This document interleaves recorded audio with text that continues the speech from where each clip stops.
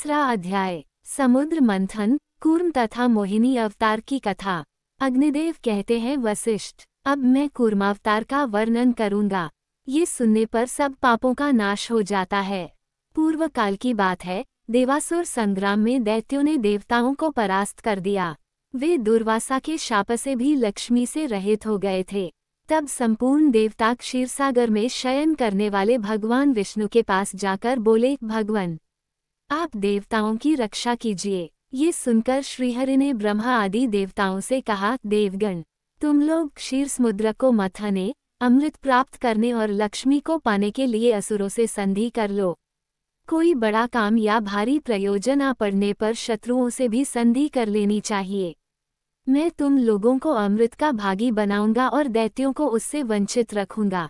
मंद्राचल को मथानी और वासुकी नाग को नेति बनाकर आलस्यरहित हो मेरी सहायता से तुम लोग क्षीरसागर का मंथन करो। भगवान विष्णु के ऐसा कहने पर देवता दैत्यों के साथ संधि करके क्षीर समुद्र पर आए। फिर तो उन्होंने एक साथ मिलकर समुद्र मंथन आरंभ किया। जिस ओर वासुकी नाग की पूंछ थी, उसी ओर देवता खड़े थे। दानव वासुकी नाग के निश्वास से क्षीण हो रहे थे और देवताओं को भगवान अपनी कृपादृष्टि से परिपुष्ट कर रहे थे। समुद्र मंथन आरंभ होने पर कोई आधार न मिलने से मंद्राचल पर्वत समुद्र में डूब गया। तब भगवान विष्णु ने कूर्म कछुए का रूप धारण करके मंद्राचल को अपनी पीठ पर रख लिया। फिर जब समुद्र मथा जाने लगा तो उसके भीतर से हलाहल विष प्रकट हुआ। उसे भगवान शंकर ने अपने कंठ में धारण कर लिया। इससे कंठ में काला दाग पड़ जाने के कारण वे नीलकंठ नाम से प्रसिद्ध हुए। तत्पश्चात समुद्र से वारुणी देवी, पारिजात वृक्ष, कौस्तुभमणि, गोये तथा दिव्य अप्सराएं प्रकट हुईं। फिर लक्ष्मी देवी का प्रादुर्भाव हुआ। वे भगवान विष्णु को प्राप्त हुईं। संपूर्ण देवताओं ने उनका दर्शन और स्तवन किया। इससे वे लक्ष्मीवान हो गए। तदनंतर भगवान विष्णु के अंशभूत धन्वंतरी, जो आयुर्वेद के प्रवर्तक हैं, हाथ में अमृत से भरा हुआ कलश लिए प्रकट हुए। दैत्यों ने उनके हाथ से अमृत छीन लिया और उसमें से आधा देवताओं को देकर वे सब चलते बने। उनमें जम्भ आदि दैत्य प्रधान थे। उन्हें जाते देख भगवान विष्णु ने स्त्री का रूप धारण किया।